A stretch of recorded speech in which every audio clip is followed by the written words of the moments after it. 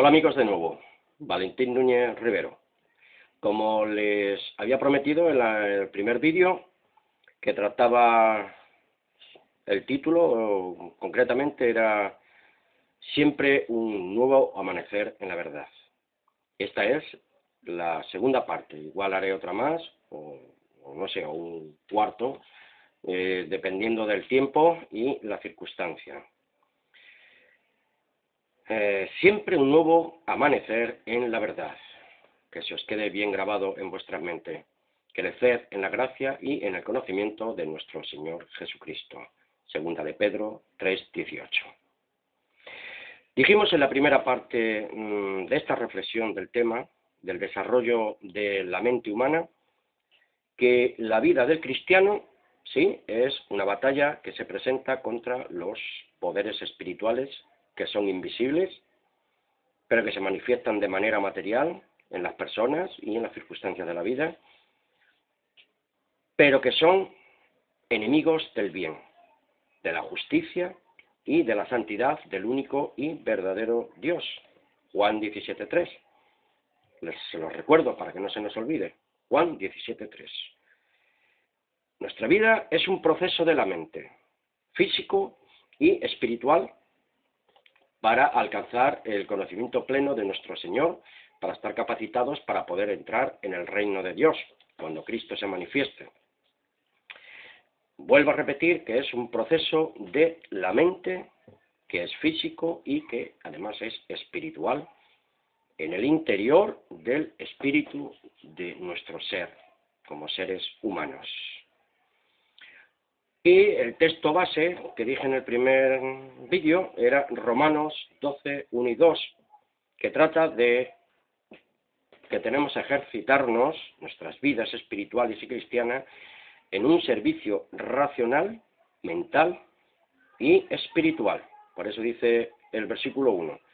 Así que, hermanos, os exhorto por la gran misericordia de Dios a que presentéis vuestros cuerpos como sacrificio vivo, santo, agradable a Dios, que es vuestro servicio racional. Un comentario. La palabra latreía, que quiere decir servicio, que no tiene nada que ver con ese tipo de servicio malévolo de algunos espíritus religiosos, según Juan 16:2, que dice así, que os expulsarán de las sinagogas, y aún viene la hora cuando cualquiera que os mate pensará que rinde servicio a Dios. Reflexionemos al respecto. Servicio es esa terminología análoga pues al tiempo del apóstol, que describe este sacrificio o este servicio como un logique latreía, que quiere decir servicio racional a Dios, por medio de la razón humana. Logique latreía, servicio racional a Dios, no de manera tonta, sino de manera racional, concienzudamente, por medio de nuestra razón humana. Por tanto, debe diferenciarse de treskeía, que quiere decir culto, y eso lo podemos averiguar en Colosenses, a través del apóstol, a los Colosenses, en el capítulo 2, versículo del 18 al 23, que le daban culto a la carne, daban culto a los ángeles y adoraban a espíritus de demonios. No tiene nada que ver con el culto racional, logique latreía, servicio racional a Dios único y verdadero. Y el versículo 2 nos dice, no os adaptéis al mundo, sino sed transformaos por la renovación de la mente. ¿Para qué? Para que comprobéis cuál sea la voluntad de Dios, lo bueno, lo aceptable y lo perfecto. Primera de Juan 2, del 15 al 17 dice que no estemos amando al mundo ni las cosas que están en el mundo. Si alguno ama al mundo, el amor del Padre no está en él. Porque todo lo que hay en el mundo, los deseos de la carne, los deseos de los ojos y la jactancia o vanagloria de la vida, no proceden del Padre, sino del mundo, porque el mundo pasa en sus deseos, pero el que hace la voluntad de Dios permanecerá para siempre. Y lean ustedes 1 de Corintios 6, 19 al 20. 1 de Corintios 6, 19 al 20. El niño interior que habita en cada uno de nosotros ha de alcanzar un nivel de madurez mental, moral, físico y espiritual conforme a la voluntad de Dios. Estoy buscando 1 de Corintios 6. El niño interior que habita en cada uno de nosotros, vuelvo a repetir, ha de alcanzar un nivel de madurez mental, moral, físico y espiritual conforme a la voluntad de Dios, y lo aprendemos con el ejemplo fiel y devoto de nuestro Señor y Salvador Jesús el Mesías. Tomen ustedes buena nota de Lucas 2, 52, segunda de Pedro 3, 18, que ya se lo he dicho, Santiago 2, 26 y primera de Corintios 11, 1. Todos hablan del testimonio que debemos mantener según el ejemplo de nuestro Señor Jesucristo, que Él crecía en gracia y en conocimiento de la voluntad de su Padre, lo mismo que nosotros debemos de hacer. Y primera de Corintios 6, 19 al 20 nos dice así: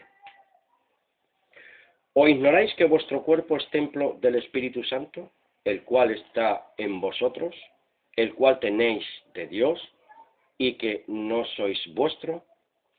Porque habéis sido comprados por precio, por la sangre preciosa de Cristo Jesús. Glorifiquemos, pues, a Dios en nuestros cuerpos y en nuestros espíritus, los cuales le pertenecen a Dios. Ningún ser humano mortal tiene la prerrogativa de la verdad, ni la autoridad moral sobre cada uno de nosotros, ni tampoco tiene la última palabra en materia de fe o de doctrina. Cada persona debe examinar su vida personal y medirla por el rasero de la revelación bíblica, la palabra de Dios, su sagrada escritura. Les recuerdo, amigos y hermanos, aquellos que eran más nobles que los de Tesalónica, Hechos de los Apóstoles 17:11, que escuchaban de manera bondadosa y respetuosa las enseñanzas del apóstol, pero ellos cada día examinaban las Sagradas Escrituras. Os amonesto a cada uno de vosotros, los que me escucháis, a que también hagáis lo mismo, porque es en lo cual yo me dedico también cada día. Primera de Corintios 13:12 nos dice así: porque aún ahora vemos mediante espejo, de manera velada, semioscura. Entonces, cara a cara, cuando Cristo se manifieste, veremos.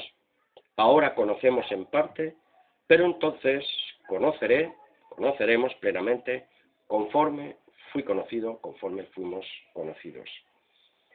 Santiago 1:14 nos dice: sino que cada uno es tentado cuando es atraído por la propia concupiscencia y seducido. Tenemos que luchar contra las seducciones de este mundo y no buscar víctimas ni corderos expiatorios, ni proyectar nuestra propia responsabilidad sobre otro. Cada uno llevará su propia carga y su propia culpa y su propia responsabilidad, dependiendo de lo que haga con la verdad que está recibiendo. Santiago 3:1 nos dice: hermanos míos, no aspiréis muchos a ser maestros, sabiendo que recibiremos un juicio más riguroso. Nadie es mayor que nadie. El que sea mayor de nosotros, sea el siervo de los demás. Un comentario. Dice Marcos 12:40. Del juicio que vamos a recibir dependiendo de nuestra responsabilidad y de nuestro servicio y las verdaderas intenciones por las cuales actuamos. Marcos 12:40. Tomen nota. La palabra crima, que quiere decir juicio, debe diferenciarse de catacrima, que quiere decir condenación, según Romanos 8:1. Ahora pues ninguna condenación hay para los que están en Cristo Jesús. no los que andan conforme a la carne, sino conforme al Espíritu.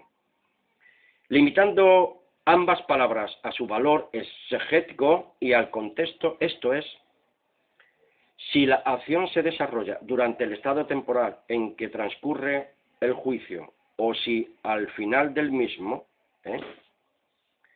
solo entonces es el momento de establecer el veredicto, será posible presumir una actitud de mayor o menor severidad dependiendo de nuestro servicio o las intenciones de nuestro corazón.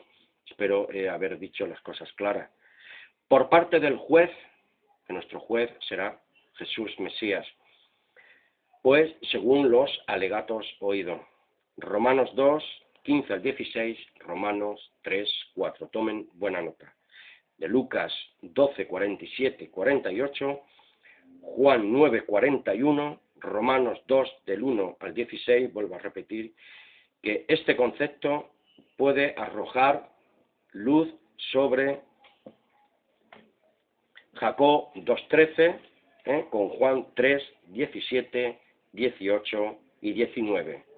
Les repito los textos. Romanos 2, 15 al 16, 3, 4, Lucas 12, 47 y 48, Juan 9, 41, Romanos 2, 1 al 16, Jacob 2, 13, refrendado con Juan 3, 17, 18 y 19, que los hombres buscan las tinieblas más que la luz porque sus obras son malas. Por eso Marcos 12, 40, que dije antes, que hay falsos maestros y falsos líderes corruptos. Juzgar. Obra. Que estos individuos devoran las casas de las viudas y por pretexto hacen largas oraciones. Por eso vamos a recibir un severo juicio a aquellos que no utilicemos bien nuestra responsabilidad como predicadores de la palabra de Dios. Estos recibirán un juicio más severo. Por eso tenemos que tener verdadera percepción espiritual y utilizar bien y trazar bien la palabra de Dios, como le dijo Pablo al joven Timoteo, que desde la niñez ha sabido las sagradas escrituras, las cuales te pueden hacer sabio para salvación. El obrero ha de trazar bien la palabra de Dios. Guardaos de hacer vuestra justicia delante de los hombres para ser vistos por ellos. De otra manera, no tenéis galardón de vuestro Padre que está en los cielos.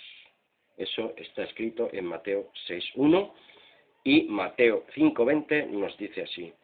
Porque os digo que si vuestra justicia no fuera mayor que la de los escribas y fariseos, de ningún modo entraréis en el reino de los cielos, en el reino milenial con Cristo, en la tierra nueva, en Jerusalén. Porque por sus frutos se conoce el árbol. Porque donde está tu tesoro, allí estará tu corazón. Mateo 6:21. Examinar a conciencia, consecuentemente, el texto de Mateo 7:15 al 20. Mateo 7:15 al 20. Será naturalmente de aplicación personal, es palabra dirigida a mí y a ti directamente. Guardaos de los falsos profetas, que vienen a vosotros con vestidos de oveja, pero por dentro son lobos rapaces. Todos, sin excepción, esto lo he leído en Mateo 7:15, todos y sin excepción, podemos llegar a convertirnos en lobos rapaces, unos por activa o otros por pasiva, malos líderes, igual a malos seguidores. Por eso hay que guardarse de hacer nuestra justicia delante de los demás, falsedad, de piedad y devoción engañosa, hipócrita y falsa modestia. Porque Santiago 1:27 nos dice que la religión pura y sin mancha delante de Dios el Padre es esta: visitar a los huérfanos y a las viudas y conservarse sin mancha de este mundo. Muy bien, amigos, hasta el próximo vídeo, que se titula siempre un nuevo amanecer en la verdad, que será la tercera parte de esta reflexión cristiana. Hasta una próxima ocasión, que paséis todos una buena tarde, una buena noche y mañana un buen día de bendición. Os quiero, os amo en el amor de nuestro Señor Jesucristo. Vuestro amigo y siervo en la verdad de Jesús Mesías, Valentín Núñez Rivero, desde mi humilde atalaya aquí en Burjasó, Valencia, España. Amén.